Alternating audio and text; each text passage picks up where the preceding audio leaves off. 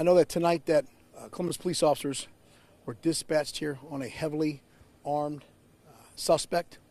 We know that when the officers arrived, that they were met with gunfire. We know that one person is deceased. We know that these Columbus police officers put their lives on a line tonight.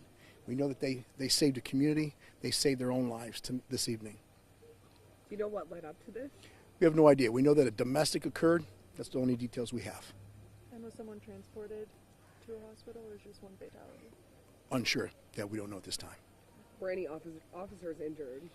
Best of my knowledge, no officers were injured, thankfully. And it seems like it's a pretty big scene here. Why is it so large? It's spread out across like pretty much this whole neighborhood. That I don't know. We don't know why it's so big. We do know that a lot of times you are going to make that scene bigger. You want to have bigger, and you can kind of move in smaller, right?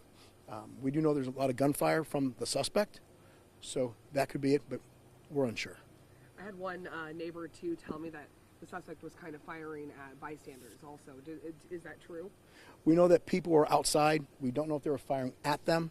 We know that when Columbus police officers arrived, they were met with gunfire by the suspect, and the suspect left them no other alternative but to return fire to save their own lives. About how long do you expect them to be here at the scene? They're going to be here for a while.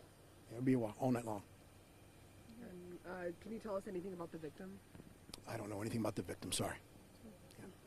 Did they know each other, the suspect and the victim? I know it was some sort of domestic situation. But those details we don't know. That'll be up to Columbus Police Homicide and the Bureau of Criminal Investigation. And we cover these a lot. What is this like, for your officers and people in the community? What do you want to tell them right now? Well, first off, domestic violence is the worst call that a police officer is going to go on.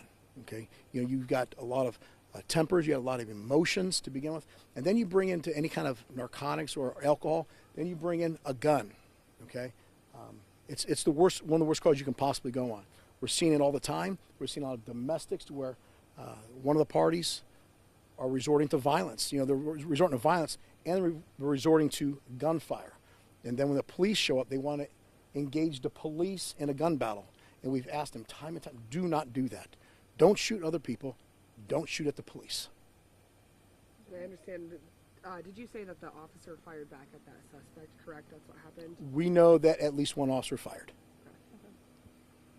Anything else you can tell us right now? No, just that these officers, the suspect, he dictated their response. When the officers pulled up, they had no idea they were going to run into a gun battle. And they did. And thankfully, they're alive. And those innocent bystanders, thankfully, they're alive by grace of God as well. We heard that from some of the neighbors that he might have been using a rifle. Can you confirm that? I know that he was heavily armed. I don't know exactly what type of weapon he had. They just know that he was heavily armed with multiple firearms. That's all I know.